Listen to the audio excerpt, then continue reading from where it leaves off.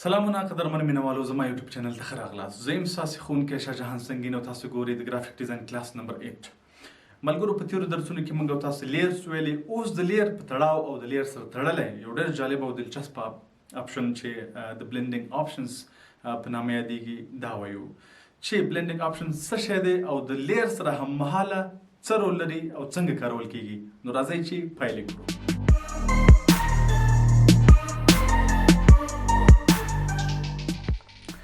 دوستانو یو ځل بیا ښه راغلاست.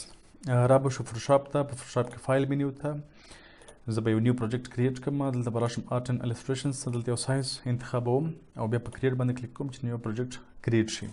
اوس به راشو چې بلینډینګ آپشنز چیرته پیدا کولی شو او ګټه ترې واخلو. ګورئ دوستانو، بلینډینګ آپشنز دا معنا لري لکه په یو انځور باندې چې موبایل کې یا په هر پروګرام کې یو افیکټ اپلای کوئ. دلته هم همدغسې یو ګټه ترې موږ اخیستلی شو او همدې کار دپاره کارول کېږي.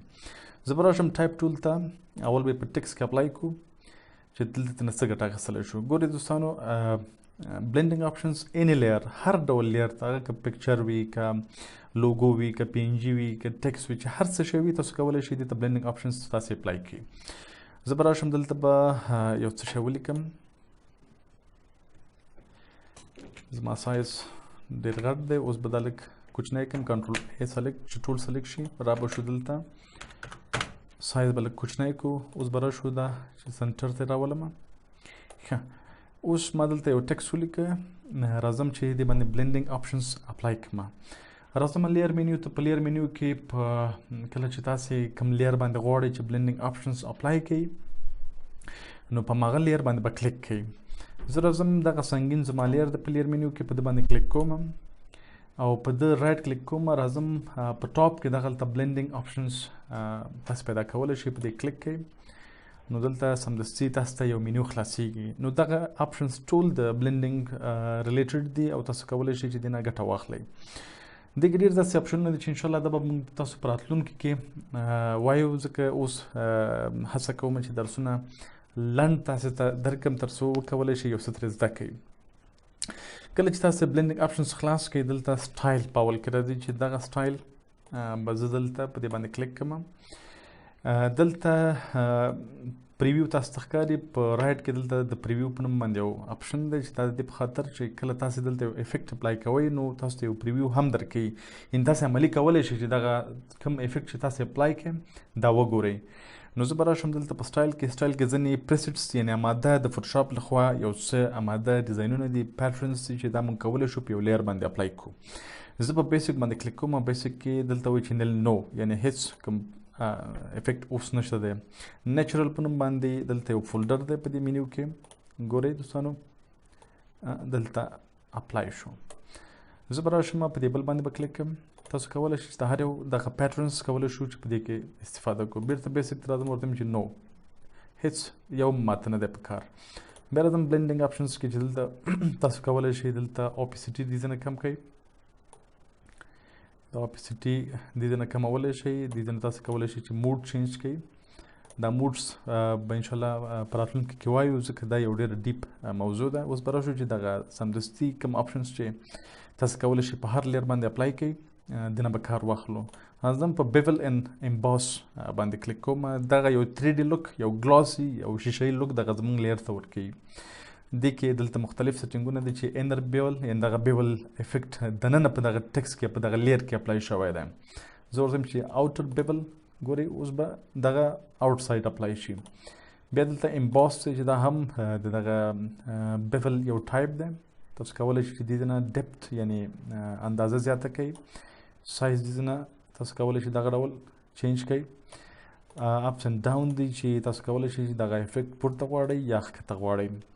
سافټن یعنې غواړئ چې دغه افیکټ لږ ډول لږ یو څه یو اندازه نرم وکارېږي، کولی شئ چې تاسې وګورئ دا. نو دا دی بیول ان امباس. بیا په دې کې کانچور دی چې دا هم د دې بیول د سیټینګ دپاره کارول کېږي. زه ډېر کله دا کاروم. دې کې تاسو ګورئ چې دغه د کوم افیکټ د بیول چې تاسو اپلای کړی دی، د دې ځینې سیټینګونه تاسو درکوي چې دغسې موږ ترې کار اخیستلی شو. بیا د دې تر څنګ ټیکسچر دی چې ټیکسچر هم دلته مختلف پیټرنز دي چې په دې کې موږ اپلای کولی شو. ګورئ چې دغه کوم افیکټ چې تاسو ورکړی دې ته ځینې د دې په داخل کې به ځینې نور افیکټس استفاده کوي. یا هم دلته دغه دي ګورئ. اوس به دا ټول انسلیکټ کړم ځکه اوس دپاره ماته دا نه دي پکار. زه به راشم سټروک ته. سټروک دوستانو موږ تاسو په تیرو درسونو کې ویلي دي چې دا په فوټوشاپ کې که تاسو غواړئ چې یو لیر ته بارډر ورکړئ نو دلته موږ سټروک کاروو. د فوټوشاپ په ژبه کې بارډر ورکولو ته سټروک وایي. تاسو کولی شئ دې نه سایز اندازه زیاته کړئ. اوس غواړئ چې دغه بارډر د دې ټکس یا د دغه لیر په داخل کې استفاده کوي که نه آوټ سایډ. ګورئ اوس چې زه سایز دې نه لوی کړم تاسو کولی شئ چې دا دغسې وګورئ او ځینې شیونه دې نه په دې کې ځینې ښکلي کارونه تاسو کولی شئ. ډېر کله تاسو په ډیزاین کې سټروک ته ضرورت لرئ یا په فوټوشاپ کې کولی شئ چې سټروک دې نه اپلای کړئ. بیا دلته هماغه خبره ده چې پوزیشن انساید سنټر کې تاسو دا سټروک پکار دی په کوم ځای کې پکار دی. دې ځای نه تاسو کولی شئ چې بلند موډ ځینې موډس چې دا موډس به تاسو انشاءالله زه یو ځانګړی درس جوړوم چې دا موډس تاسو ته په فوټوشاپ کې تدریس کوم چې موډس موږ د څه لپاره کاروو. اوس تاسو دغه باندې کار وکړئ. دې ځای نه کولی شئ د سټروک کلر انتخاب کړئ چې زه راځم دغلته ورته وایم چې دغه کلر ماته انتخاب کړئ. دغه کلر ما انتخاب کړئ. اوس تاسو لیدلی شئ چې دلته یو سټروک په ریډ کلر کې راغی. بیا دلته ګراډینټ دی. ګراډینټ موږ تاسو په تیر درس کې ویلی وو چې که تاسو غواړئ چې څو رنګونه سره مکس کړئ نو د دې نه بلنډینګ نه موږ کار اخلو. سوري وبخئ د ګراډینټس نه موږ کار اخلو. نو دلته ځینې د ګراډینټ پریسیټس دي چې تاسو لیدلی شئ چې مختلف پریسیټس چې دې نه موږ کار اخیستلی شو. ډېر جالب رنګونه دي په دې کې. دا نو ګراډینټس دي کولی شئ دې نه استفاده وکړئ. زه به یې کینسل کړم ځکه اوس ما دپاره نه دی پکار. دلته پیټرن ورکولی شئ. یو پیټرن تاسو ته ما ویلي چې څنګه کارول کېږي. دې نه سایز لوی کړئ. تاسو ته بیا ښکاري چې پیټرن څه شی دی. په پیټرن کې تاسو کولی شئ چې خپل انځور هم انتخاب کړئ. دا به موږ تاسو په راتلونکي درسونو کې وایو چې څنګه کولی شو یو کسټم پیټرن موږ تاسو جوړ کړو. اوس ماته سټروک نه دی پکار. انشاءالله چې تاسو پریکټس وکړئ یو څه ګټې ترې نه واخلئ. انر شیډو خو تاسو ته واضح معلومه ده دوستانو چې شیډو سوري ته وایي او تاسو کولی شئ خپل لیرز ته یو سوری ولګوئ یعنې شیډو سایه. دلته نو د دې موډ به دا نارمل کړمه اپیسیټي به زیاته کړمه. دا په داخل کې دې ته یو شیډو ورکوي. ګورئ دوستانو چې یو 3D لوک که تاسو غواړئ چې ځینې شیونه 3D ټایپ کې جوړ کړئ د نه کار اخیستلی شئ. چوک د دې هم یو سیټینګ دی. تاسو دې نه کار اخیستلی شئ. ګورئ چې دا ډبل شو. سایز دی ګورئ چې سایز ما زیات کې دغسې ډیزاین جوړ شو. زه به دا ډي سلیکټ کړم بیرته را به شم انر ګلو ته چې ګلو څه شته وایي. ګلو دوستانو یو ډول لایټ دی. کله چې ګروپ ګل وي نو ګلو نه وي. کله چې تاسو دا ګروپ یا بلب ولګوئ دغه رڼا ته ګلو وایي. او ډېر کله په فوټوشاپ افټر افیکټ پریمیر کې دې ته موږ ضرورت لرو. ځینې لیرز ته کولی شو چې ګلو ورکړو او ډېر جالبه افیکټ دی. ګورئ دوستانو دلته ما دا نارمل کې اپیسیټي مې زیاته کړه. دلته نه به زه کلر چینج کړم. ګورئ د دې په داخل کې دغسې یو څه شی راغی.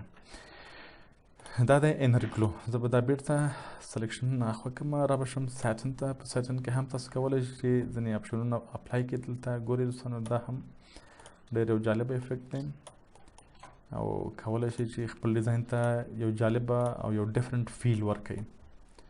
ګورئ دوستانو دغسې تاسو کولی شئ ځینې وخت دې نه کار واخلئ. را به شو کلر اوورلای ته. کلر اوورلای چې دی دا که ځینې لیرز تاسو غواړئ چې مطلب یوه لوګو ده پی ان جي کې یو څه شی تاسې آوټ سایډ نه فوټوشاپ ته امپورټ کړی دی او د هغه رنګ مطلب ټکس نه دی نو تاسو غواړئ چې هغه لیر یوازې یو رنګ شي نو دې ځین تاسو د هغې کلر چینج کولی شئ. ګورئ څومره چې هر ډول لیر وي تاسو کولی شئ دې ځینه د هغې کلر چینج کړئ. او دا موډس بیا هماغه خبره ده چې انشاءالله دې باندې به موږ په نیکسټ اپیسوډ کې کار کوو تر څو یې زده کړئ. او ګراډینټ اوورلای ده چې بیا ګراډینټ هماغه خبره ده چې هر ډول لیر وي تاسو کولی شئ په بلنډینګ کې هغه ته ګراډینټ ورکوئ. مثال په توګه تاسو یوه لوګو لرئ چې خو ټکس نه دی چې تاسو اوس د فوټوشاپ کې نور ځایونه مثلا د ټولز نه یا بل ځای نه هغه ته ګریډینټ ورکوي یا ګریډینټ کلر په هغه باندې اپلای کوي. نو د دې یوازینۍ لاره چې تاسو غواړئ چې خپل لیر ته ګریډینټ اپلای کوي، نو تاسو په بلنډینګ ته راشئ. په بلنډینګ کې ګریډینټ اوورلای او په اوورلای باندې به کلیک کوئ. دلته د خپلې خوښې یو کلر انتخاب کوئ او تاسو کولی شئ چې د دې نه خپل د خوښې کلر هم انتخاب کوئ. نو د خپلې خوښې کلر باندې موږ مخکې خبره کړې وه چې کله تاسو ګریډینټ ته راشئ په دې باندې دلته لاندې کلیک کوي. کله چې دلته کلیک کوي دلته نو تاسو ته کلر راځي. کلر باندې کلیک سلیکټ کوي کلر، د خپلې خوښې کلر انتخاب کوي. زه به راشم دلته به یو بل کلر دویم رنګ دی، تاسو کولی شئ دریم رنګ دې کې هم اضافه کوئ. په الټ باندې به کلیک کوئ، دې نه به یو کاپي واخلئ. دریم رنګ هم کولی شئ چې په ګریډینټ کې څومره کلرونه چې تاسو په وس کې وي او ضرورت ورته لري تاسو کولی شئ چې هغې نه استفاده وکړئ. نو دا د ګریډینټ بیا دلته سموتنس یعنی نرموالی. دغه ګریډینټ چې تاسو ورکړی ګوره دا ډېر اوس سموت نه ووت. زه غواړم چې دا لږ سموت کړم، نو سموتنس ډېر کله پکارېږي. اوس که دغه رنګ اضافه وي او ستاسو نه وي خوښ، په دې باندې کلیک کړئ، د دې نه تاسو کولی شئ ډیلیټ کړئ. په دغه پورته اپشنونو باندې کوم شیونه چې تاسو ته ښکاري په دې چې کلیک کړئ تاسو ته اوپیسټي راځي. اوپیسټي تاسو کولی شئ 50 کړئ. نو اوپیسټي خو موږ تاسو مخکې ویلي وه چې غواړئ د یو څه شي رنګ کم کړئ او لاندې بیکګراونډ ښکاره شي، نو اوپیسټي هغې دپاره کارول کېږي. زه بېرته سل کوم چې دا پوره شي. که غواړئ چې تاسو دغه لیر ډیلیټ کړئ نو په ډیلیټ باندې کلیک کړئ، دغلته هغه رنګ باندې خپل کلیک کړئ. د بل ته کلیک کوم، اوس کولی شئ دې نه خپل دغه رنګ ډیلیټ کړئ، یوازې یو رنګ شي. نو دغسې یو ټچ یې ماته راکړئ. زه دغه اوپیسټي کموم، ګورئ دوستانو دا دې دپاره کارول کېږي. ښه دا ما بېرته اخوا کړئ. نو دا دی ګریډینټ اوورلای. را به شو پیټرن اوورلای. پیټرن هم هماغسې خبره ده. که تاسو غواړئ چې خپل لیر ته پیټرن اپلای کړئ، نو پیټرن کې مختلف ډیزاینونه دي چې دا ډېر جالب شیونه دي. انشاءالله چې تاسې پریکټس وکړئ، ځینې شیونه پکې جوړ کړئ او بیا هڅه وکړئ چې دا خپل ډیزاینونه ماته په فیسبوک کې کمنټونو کې پرېږدئ تر څو یې زه وګورم چې څنګه تاسو پریکټس کړی که مو نه دی کړی. را به شو اوټر ګلو ته. دغه ګلو موږ تاسو انر ګلو دغه دننه استفاده کېدل او دغه دومره توپیر لري چې دا په آوټ سایډ کې استفاده کېږي. نو دې نه هم دغه سیټینګونه تاسو کولی شئ اپلای کړئ. اوپیسټي زیاته کړئ، کمه کړئ او تاسو کولی شئ چې دغه ګلو ته ګریډینټ هم انتخاب کړئ. نو دا ګریډینټ دی، دغسې یو لوک دې ته ورکړئ. را به شو ډراپ شډو ته. ډراپ شډو ډېر کله تاسو به دې ته ضرورت پېښېږي چې تاسو غواړئ یو څه شي ته شیډو ورکړئ، سیوری ورکړئ، نو دې نه کار واخلئ. زه به دا اوپیسټي زیاته کړم او دې نه به یې فاصله لږه زیاته کړم. ډسټنس معنا فاصله مې زیاته کړه. ګورئ دوستان دغسې دغه سیوری دلته راغی او د دې سپریډ دی چې یعنې اندازه د دې چې څومره دغه سیوری خور شي. ګورئ سپریډ سیوری دغسې سټرانګ شو، یعنې سموتنس ترې اخوا شو. دا هڅه وکړئ چې دا دغسې زیرو کې وساتئ. بیا ساینس دی چې د دې سپریډ ساینس څنګه کوئ. ګورئ دغسې ځینې وخت دغه سیوری تاسو دغسې په کار وي. بیا د دې کوالټي دلته چې کنټرول موږ تاسو مخکې ویلې ځینې جالب شیونه دي چې اوس ګورئ چې دغسې یو څه شی ما پکې جوړ کړی. نو دا اوس دوستانو بلنډینګ اپشنز چې موږ تاسو پکې کار وکړو. دا خو ټکس لرو دوستانو چې موږ تاسو په دې کې کار وکړو. زه به دا کینسل کړم چې نو اپشن از نیډډ، یعنې هیڅ اپشن اوس ما دپاره نه دی پکار. زه به راشم کنټرول او اوپن، را به شم دلته یو خپل انځور به راواخلم چې موږ په انځور کې بلنډینګ څنګه کارولی شو او بلنډینګ اپشنز په انځورونو کې څه ګټه لري. زه به دغه خپل انځور ته یو افیکټ اپلای کړم، یو جالب افیکټ چې هم به تاسو د موډس یو مرور وشي چې دغه موډ سره تاسو آشنا شئ. لومړی کار به تاسو دا وکړئ چې دغه کوم عکس تاسو راوړو دا خو یو بیکګراوند دی که نه، بل لیر نشته دی، نو دا لاک دی. بیکګراوند همیشه چې تاسو کوم عکس یا انځور په فوټوشاپ کې اوپن کړئ نو دغه بیکګراوند تاسو لاک وي. کله چې تاسو په لاک باندې لیفټ کلیک یو کلیک وکړئ نو دغه لاک نه ختم شي. زه به راشم د لیر باندې رایټ کلیک، را به شم ټاپ ته بلنډینګ اپشنز. په بلنډینګ اپشنز کې راځم، په دې باندې یو افیکټ اپلای کوم. زه به راشم دلته کلر اوورلای ته چې کلر اوورلایز په عکسونو کې زه ډېر کله د څه لپاره کاروم. په ده باندې به کلیک کم، را به شم دلته به د خپلې خوښې یو رنګ انتخاب کم. مثال په توګه زه به دغه بلو کلر انتخاب کم او د خپل انځور ته یو سینمایي کلر ورکوم. نو دا په یو کلیک سره ډېر جالب کلر تاسو کولی شئ د خپل انځور ته ورکوئ. را به شم بلنډینګ موډز، اوس به دغه موډ چینج کم چې دغه څه چې زه غواړم د دې طریقې نه اپلای کولی شم. په دغه نارمل باندې کلیک کوئ، لاندې راشئ ډیفرنس ته. په ډیفرنس کې ګورئ دا دغسې زیړ شو. نو د دې اوپیسیټي کمه کوي، اندازه د دې رنګ ګورئ دوستانو، دغسې یو څه شی جوړ شو. نو دا شو. اوس به راشم یو بل شی به هم په دې باندې اپلای کړم چې ګریډینټ اوورلای ده. ګریډینټ اوورلای سره زه غواړم چې یو افیکټ اپلای کړم. را به شم دلته اورنجز، دغه پرسټ نه به کار واخلم، دغه ما کلیک کې اوکې. اوس به راشم د دغه ګریډینټ موډ به چینج کړم. دلته راځم ورته وایم چې لایټن. دغه ټول موډ تاسو کولی شئ چک کړئ او خپل انځورونو باندې وکاروئ تر څو تاسې په دې پوه شئ. اوس که تاسو غواړئ چې دغه رنګ ډېر زیات دی، دا تاسې دې ځینه کنټرولولی شئ. زه ورته وایم چې دغه کلر چې کوم دی د دې اوپیسیټي ماته کم کړه. دغسې دې ځینې تاسو کولی شئ کم کړئ. اوس لاندې نشته دی. نو دې ځینې تاسو کولی شئ چې دغه د ګریډینټ زاویه چینج کړئ چې کومې خوا نه تاسو دغه افیکټ غواړئ. ګورئ دوستانو ډېر یو جالب افیکټ اپلای شو په دې انځور باندې. نو انشاءالله موږ تاسو به پروفیشنل او پروجیکټس چې کله کار کوو بیا به هلته زه تاسو ته درس درکړم تر څو تاسو وکولی شئ ډېر کریټیو او خلاق ډیزاینونه په بلنډینګ کې جوړ کړئ. مینوالو، دا زموږ او ستاسې د نن ورځې درس په دې هیله چې په بلنډینګ آپشنز باندې پوه شوي یاست او یو څه مو ترې زده کړي وي. خو که بیا هم تاسو ته په ذهن کې د بلنډینګ آپشنز په تړاو کومه پوښتنه پیدا شوې وي، تاسو کولی شئ خپله پوښتنه ما سره په یوټیوب کې د کمنټ له لارې شریکه کړئ. زه به هڅه کوم چې ستاسې پوښتنو ته په وخت سره ځواب درکړم. خو یوه کوچنۍ هیله مې له تاسو څخه دا د ملګرو دوستانو چې له ما څخه په ګرافیک ډیزاین کې د مربوطه درس ریلیټډ پوښتنې وکړئ. داسې مه کوئ چې ځینې دوستان ملګري له ما څخه د ګرافیک ډیزاین د ډېرو اوچتو پایو پوښتنې کوي او ډېر په اوچتو پایو کې ګوتې وهي. نو دا هر څه به موږ او تاسې وایو، که ایډیټینګ دی، که انیمیشن دی، او که افټر افیکټ دی، او هر څه چې دي دا به د وخت په راتګ سره موږ او تاسې وایو. دې ته لا وخت شته دی. نو مینوالو، دا کوم درسونه چې تاسې زه درکوم په دې کې پریکټس زیات کړئ، دا ښه په دقت سره وګورئ، تر پایه یې وګورئ چې یو څه ترې زده کړئ. د دنیا هیڅ مسلک پرته لږ پریکټس تاسې نشئ کولی چې پوره او مسلکي شکل باندې زده کړئ. نو هڅه وکړئ چې پریکټس جاري وساتئ او انشاءالله په راتلونکي کې یو ښه او مسلکي ګرافیک ډیزاینر جوړ شئ.